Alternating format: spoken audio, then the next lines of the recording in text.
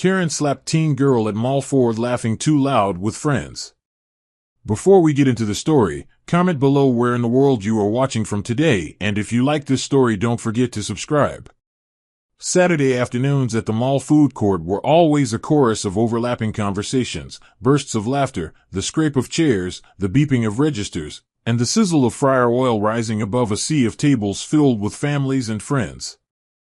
The fluorescent light cast a familiar, almost clinical glow over the scene. Children darted between legs clutching trays of fries, couples leaned in close across tabletops littered with soda cups, and groups of teenagers staked out their territory in the corner booths, weaving stories and jokes into the fabric of the afternoon. It was in this chaotic harmony that a group of 4 teenage girls sat clustered around a sticky formica table, their lunch half-eaten, their attention entirely consumed by each other. One wore an oversized university sweatshirt with the sleeves swallowed up by her hands, another sported a head of curly hair tied up in a high puff, and the two across from them had matching friendship bracelets, their laughter spilling over each other's sentences, their voices bright and untamed. They had the kind of unself-conscious energy that only comes with the security of close friendship, in the sense, fleeting but fierce, that the world, at least for a few hours, belonged entirely to them. Nearby, perched at a solitary table with her back ramrod straight, sat a woman whose presence seemed to vibrate with silent disapproval. Her hair was styled into an immaculate blonde bob, her blouse perfectly pressed and her purse perched upright on the chair beside her, as though it too was appraising the scene with frosty disdain. Karen had chosen this spot deliberately, seeking a place to enjoy her coffee in peace after a day of shopping, only to find her sanctuary invaded by the exuberance of youth. Each peal of laughter from the girls grated against her nerves, each squeal or shriek at a funny story felt like a personal affront. She glared over the rim of her cup, lips pinched, shifting in her seat with growing agitation, muttering to herself and her husband, who mostly kept his head buried in his phone, about kids these days and the utter lack of respect in public spaces.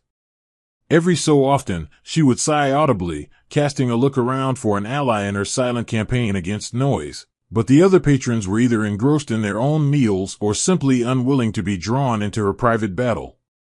The girls, for their part, seemed completely unaware of the gathering storm just a few tables away, their focus undisturbed by the glares thrown in their direction. At the heart of the group, Mia, the one with the curly hair, launched into a story about her disastrous attempt at baking cookies the night before, complete with wild hand gestures and a dead-on impression of her dad's reaction. Her friends howled with laughter, the kind that made them lean into each other and clutch their sides, tears springing to their eyes. The sound rolled across the food court, drawing a few amused glances and a handful of tolerant smiles, but also the sharp, dagger-like attention of Karen, whose patience was wearing thinner with each passing minute. She shifted again, deliberately scraping her chair back with a screech, hoping to telegraph her annoyance, but the girls were too wrapped up in their joy to notice.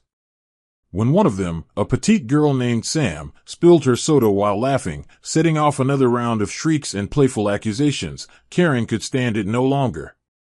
She pushed her chair back, stood up abruptly, and marched over to their table, her heels clicking like a metronome of approaching doom. The girls froze as Karen loomed over them, her expression thunderous, arms crossed tightly over her chest. "Excuse me," she said, her voice cutting through the noise with a sharpness that demanded attention not only from the girls, but from anyone within earshot. "Do you realize how disruptive you're being? This is a public place. People are trying to eat, and your noise is completely out of line. Honestly, the lack of manners these days is just unbelievable." Her words hung in the air, brittle and cold, and for a moment, the girls looked at each other, unsure how to respond. Mia, always the peacemaker, mustered a shaky apology. "Sorry, we didn't mean to bother anyone. We'll try to keep it down."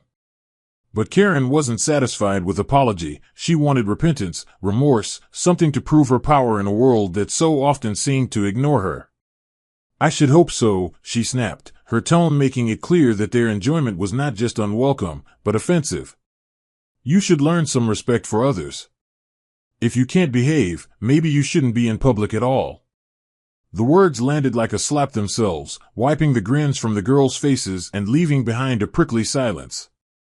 Other diners had begun to pay attention, a few with raised eyebrows or narrowed eyes, others whispering behind napkins or elbowing companions to look. The teens shrank in their seats, cheeks flushing with embarrassment and resentment. Karen, sensing victory, lingered a moment longer, waiting for some acknowledgement of her authority before finally stalking back to her table, her lips pursed in self-satisfaction. The girls sat in awkward silence, the mood punctured, glancing around at the people watching, trying to regroup, feeling suddenly small and out of place in a space they had claimed as their own only moments before. Sam looked down at her lap, blinking rapidly, while Mia offered another apology under her breath, trying to salvage the afternoon. One of the girls took out her phone, fumbling with it, trying to find comfort in the digital world when the real one felt suddenly hostile. What Karen did not realize, in her righteous march back to her seat, was that a pair of eyes had been fixed on the entire scene from the entrance of a nearby clothing store. Mia's mother, having let her daughter enjoy a rare Saturday with friends, stood quietly behind a rack of dresses, watching the confrontation with a slow, growing anger rising in her chest. She had debated intervening, unsure whether to step in or trust the girls to handle it themselves, hoping that maybe a simple apology would be enough for the situation to dissolve. But seeing the way the woman spoke, the way her words seemed to deflate the girls, left her with a simmering sense of unease, a maternal instinct sharpening into resolve. She set her shopping bag down, moving closer to the glass storefront, waiting to see if things would escalate, her jaw set and her eyes locked on Karen's every movement. In that moment, the lines of the afternoon were drawn, on one side, the brutal force of misplaced authority, and on the other, the quiet, growing determination of a parent who had just watched her child be humiliated by a stranger. The food court returned to its regular din, but beneath it, tension pulsed, a sense that something more was coming, that laughter so rudely silenced would find its voice again, and that justice, quiet for now, was already on its way. The aftermath of Karen's confrontation settled like a cold shadow over the table, the four girls staring at each other in a kind of dazed silence, their earlier laughter now a memory that seemed both distant and unreachable. For a long minute, none of them spoke, each grappling with a swirl of emotions, embarrassment, confusion, anger, and a creeping sense of injustice that made their skin prickle. Mia stared down at her tray, pushing fries around with her straw, the sting of Karen's words echoing in her mind. Sam blinked hard, fighting the urge to cry, her hands twisting in her lap as she tried to compose herself. The other two girls, Lauren and Riley, stole quick glances at the adults around them, scanning for signs of further trouble, their eyes wary and uncertain. But the food court had already returned to its typical rhythm, the incident fading into background noise for everyone but those who had lived it. A few sympathetic looks were tossed their way, but most people, wary of involvement, had returned to their meals and conversations, content to let the discomfort remain someone else's problem. Over at her own table, Karen sat down with a triumphant huff, casting a last self-satisfied glance at the girls, as if daring them to test her patience again. The girls tried to rally, mumbling half-hearted jokes in an attempt to reclaim their afternoon, but their laughter was now guarded, uncertain, and softer than before, as if afraid that too much happiness might bring down another wave of unwanted attention. Mia tried to lighten the mood, recounting a new story with a forced smile, but the others barely responded, their gazes flickering back and forth between Karen's rigid figure and their own untouched food. Every so often, Sam would glance over at her phone, her thumb hovering over her mother's contact, uncertain whether to call for backup or simply tough it out, afraid that any sign of weakness would only deepen their humiliation. The tension hovered between them, unspoken but heavy, a silent agreement to pretend nothing had happened even as the sting lingered beneath their skin. But for Karen, the confrontation was not enough. Her irritation had morphed into a kind of righteous indignation, her mind replaying the laughter and shrieks with mounting offense. She muttered under her breath, drumming her perfectly manicured nails on the tabletop, her husband offering only a vague grunt in response as he scrolled through his phone, unwilling to be drawn into her crusade. With every passing minute, her annoyance deepened, fueled by the belief that she was the only adult willing to enforce the rules of civility, the only one brave enough to stand up to unruly teenagers. She watched the girls from the corner of her eye, convinced that their subdued voices were simply biding time until the next eruption. As one of the girls let out a quiet giggle, Karen's face twisted in anger, the sound amplifying in her mind until it was all she could hear. She set her coffee down with a deliberate thud, her resolve hardening. She would not let her authority be undermined, not by a group of children and certainly not in front of a crowd of strangers.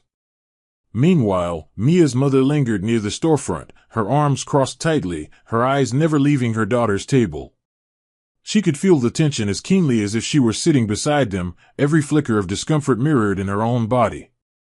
She watched as Karen glared at the girls, her posture rigid and her lips pressed into a thin, cruel line.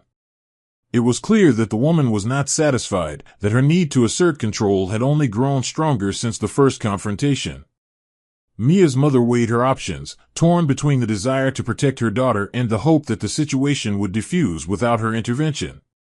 She watched, heart-pounding, as Karen pushed her chair back again, the scrape of metal on tile ringing out like a warning bell. The girls looked up, alarm flashing in their eyes, and the food court seemed to pause, the hum of conversation dipping as people sensed another disturbance looming.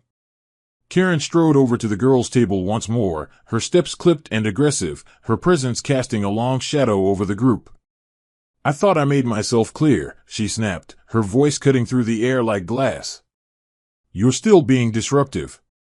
If you don't learn how to behave, someone's going to have to teach you some manners." The girls shrank in their seats, the earlier bravado evaporating under the weight of Karen's anger. Riley tried to offer a quiet apology, her voice barely more than a whisper, but Karen ignored her, her eyes fixed on Sam, who sat closest to the aisle. "You think this is funny? Laughing like a pack of wild animals in public? Maybe you'll listen now," she hissed, her face flushed with fury. And then, without warning, Karen raised her hand and delivered a sharp, stinging slap to the back of Sam's head.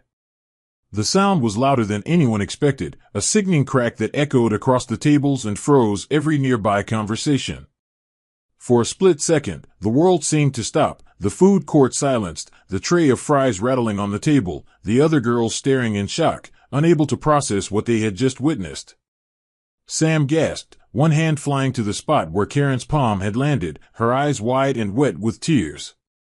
Mia lurched out of her seat, disbelief warring with rage, as Lauren and Riley pushed their chairs back, their mouths open in horror. For a heartbeat, no one moved, the violence of the act hanging in the air, raw and undeniable. A chorus of shocked exclamations rippled through the food court as reality snapped back into place. "Did you see that?" someone whispered, their voice trembling. "She hit her, she actually hit her." A young man at a nearby table whipped out his phone, his hands shaking as he began recording, while others simply stared, aghast, unsure what to do. The girls huddled together, Sam sobbing quietly as Mia wrapped an arm around her shoulders, her own voice choked with emotion. Karen, breathing heavily, seemed momentarily stunned by the finality of her own action, her hand trembling as she lowered it, eyes darting around to gauge the reaction of the crowd. A security guard, stationed by the entrance to the food court, started moving toward the commotion, his radio already raised to his mouth, his expression shifting from curiosity to grim resolve. As the commotion grew, Karen attempted to justify her actions, her voice rising in pitch as she tried to seize control of the narrative. "Someone had to do it.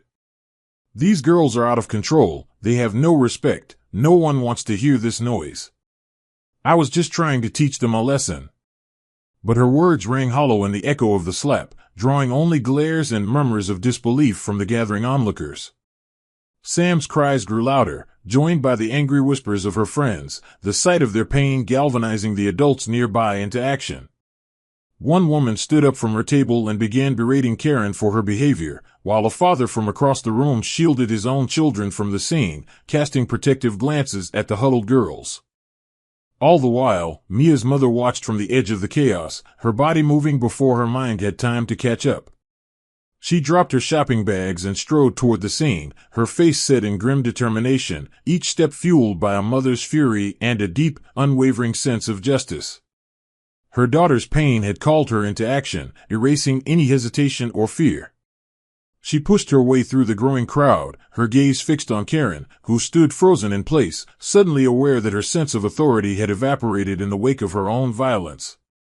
The crowd parted for Mia's mother, their eyes following her as she reached the table, her voice low but powerful as she addressed both Karen and her daughter, the weight of what had happened settling over the food court like a storm about to break. In that charged, breathless moment, it was clear that the story had changed, that a line had been crossed, and nothing would return to what it was before. The food court, moments ago a swirl of noise and motion, seemed to pause in the presence of Mia's mother as she advanced toward her daughter's table, every step deliberate and controlled, her posture radiating the kind of calm that precedes a storm. The crowd instinctively made room for her, parents with toddlers edging back, teenagers pressing themselves against pillars and planters, a hush falling as if the entire mall sensed that something important was about to unfold. The girls, still clustered tightly together, looked up with a mixture of relief and dread, their faces flushed, eyes brimming with tears and disbelief. Sam clung to Mia, her sobs quiet but unrelenting, while Lauren and Riley hovered close, their anger growing sharper with every trembling breath. Karen, for her part, appeared suddenly less certain, her righteous fury faltering as she watched the determined woman approach, her eyes darting from the mother's face to the security guard making his way steadily through the sea of onlookers. Mia's mother stopped at the edge of the table, her hands resting lightly on Mia's shoulders, her gaze never leaving Karen's face. There was no need to raise her voice, her presence alone commanded attention, and when she finally spoke, her words were soft but laced with steel. "I saw what you did," she said, her voice resonating with the kind of authority that cannot be faked. "You put your hands on my child, and I want you to explain yourself, right now, in front of everyone."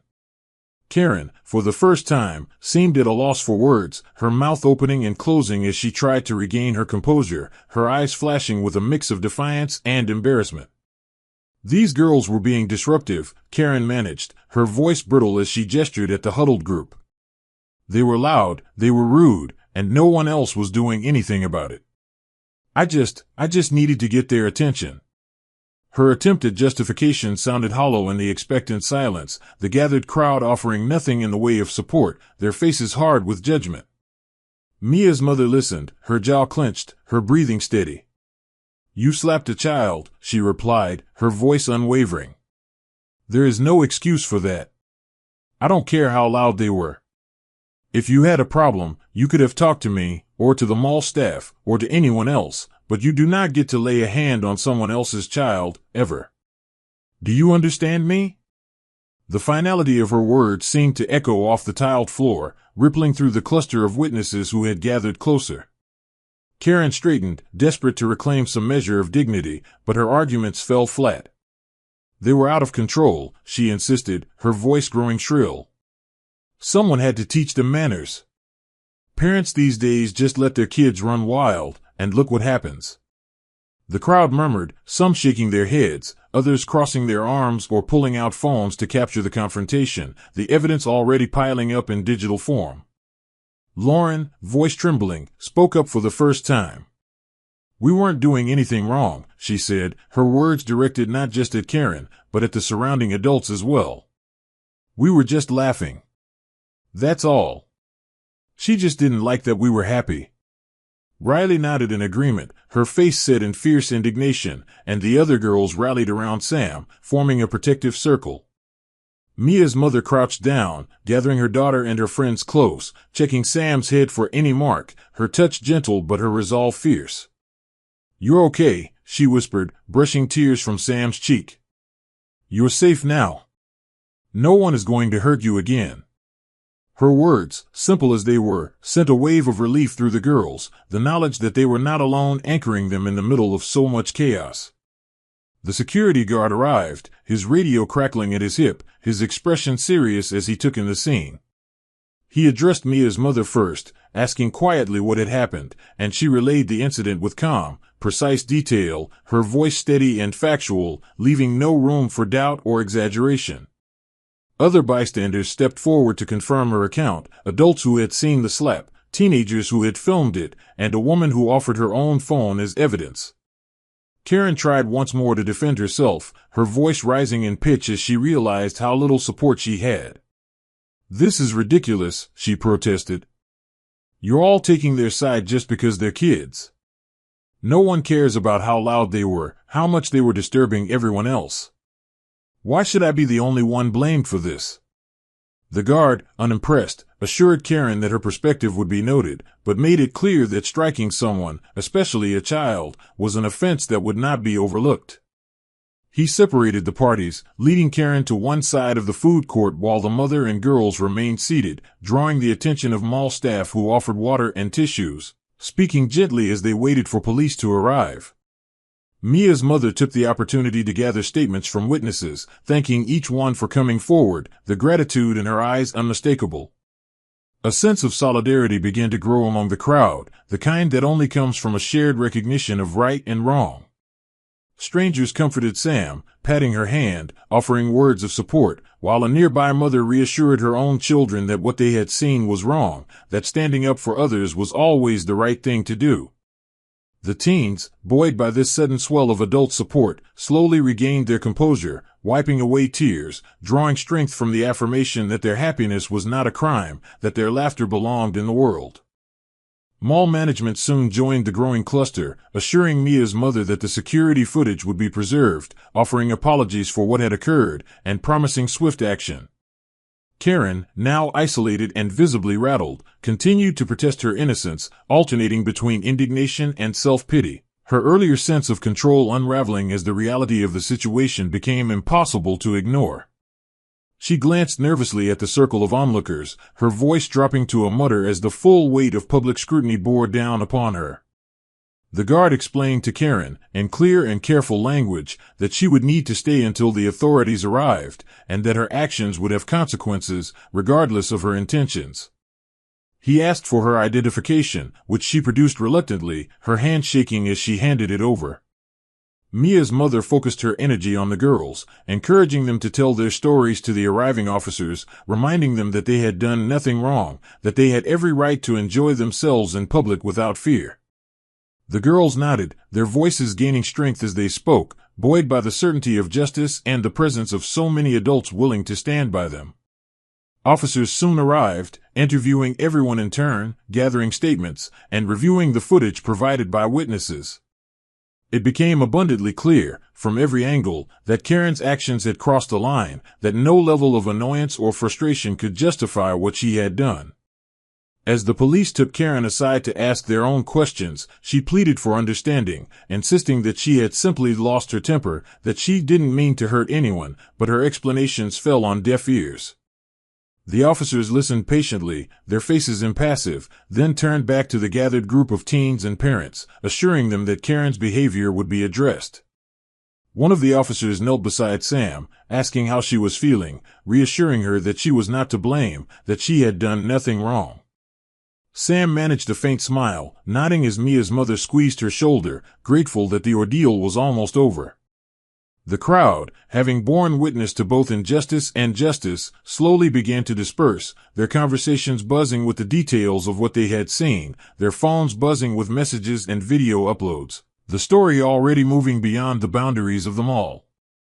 In those moments, the girls learned what it meant to have a community stand behind them, what it felt like to see wrongs confronted and right restored.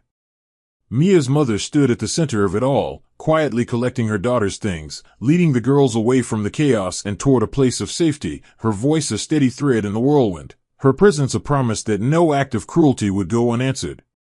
The mall returned, little by little, to its ordinary rhythm, but the lesson lingered in the air: laughter is not a crime, and courage, when called upon, can turn the tide of any story. The hum of the food court returned by degrees as police officers finished taking statements, the gathered crowd dispersing with the same energy that had drawn them in, eyes lingering a moment longer on Karen as she sat stiff and silent at the table set apart by security, her composure cracked and leaking through clenched fingers as she pressed them to her brow, trying to block out the reality closing in around her. For all her earlier confidence, she now looked impossibly small, a solitary figure dwarfed by the expanse of tiled floor and the hushed conversations swirling at the edge of her vision. The officers spoke quietly, asking her to recount her actions one more time, not unkind but immovable, explaining that a report would be filed and that, depending on the circumstances and local law, charges might follow. Karen's attempts at justification had dwindled to near whispers, her outrage spent, her words no longer finding purchase with anyone in earshot. Her husband hovered nearby, unhelpful and uncertain, clutching the remains of their shopping bags, his face a study in embarrassment and confusion. There was no hiding from the consequences now, not with so many witnesses and so much evidence, and as the reality of what she had done sank in, Karen's only comfort was the fact that, for the first time all afternoon, no one seemed to be paying her any special attention at all. Meanwhile, at a table now surrounded by relief and tentative laughter, Mia's mother comforted Sam, the sting of the slap still visible on the girl's cheek but fading beneath the balm of solidarity and reassurance. The girls were quieter now, their laughter softer, tempered by the afternoon's events, but a sense of strength had settled over them that hadn't existed before. Mia's mother spoke to each of them in turn, reminding them that standing up for themselves, and for each other, was nothing to be ashamed of, that their happiness was not a disruption, but something to be celebrated and protected. The food court staff arrived with cups of water and extra napkins, murmuring apologies and kind words, their small acts of care doing what they could to stitch the afternoon back together. Parents who had witnessed the confrontation offered nods and brief smiles, some quietly telling their own children that what happened wasn't right, that being loud with friends in public isn't a crime, and that they should never let anyone make them feel small for taking up space in the world. As the police finalized their report, they promised to follow up and assured Mia's mother that the girls' accounts would be taken seriously.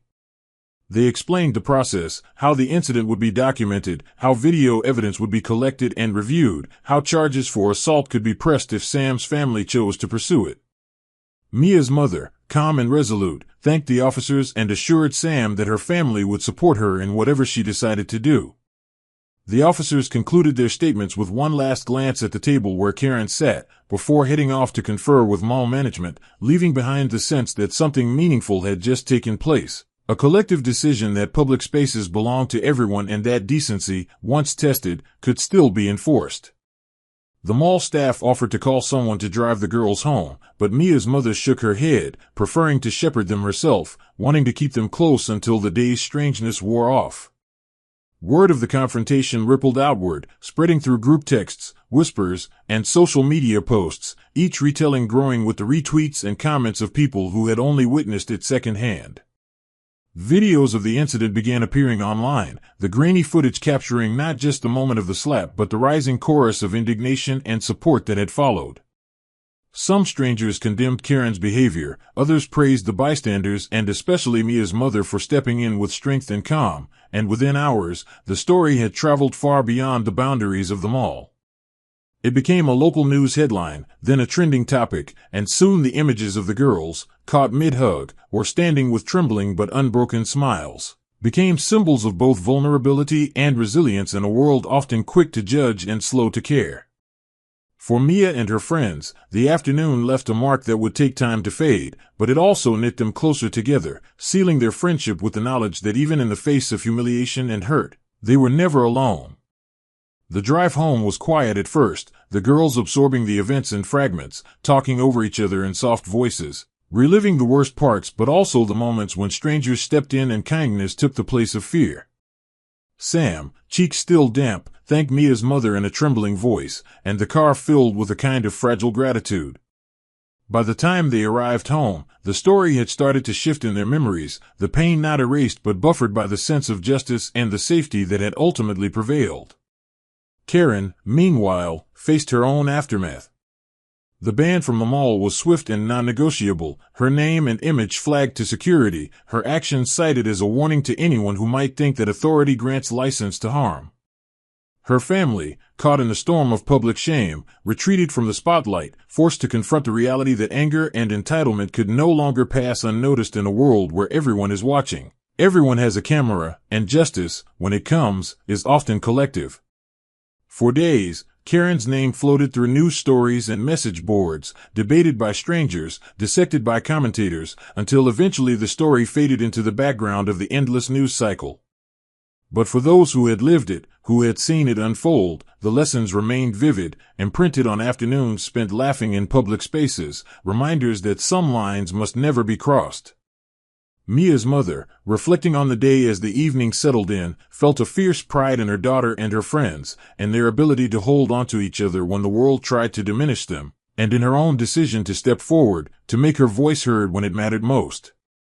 She knew that not every story ended with justice, that not every parent had the chance to protect their child at the crucial moment, but she was grateful for the community that had formed in those tense minutes, for the strangers who had refused to look away, and for the reminder that courage is sometimes as simple as showing up.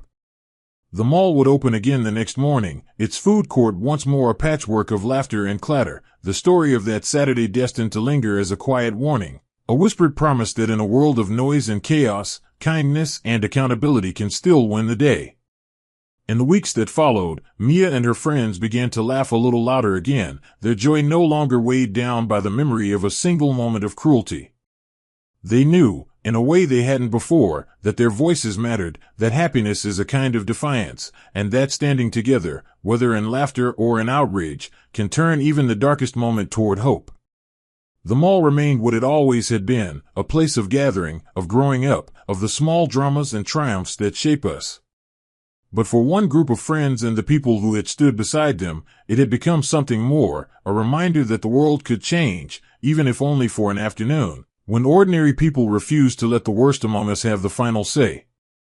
In the quiet days that followed, the girls found their laughter again, tentative at first but soon growing bold, their friendship unshaken and even stronger for what they had endured together.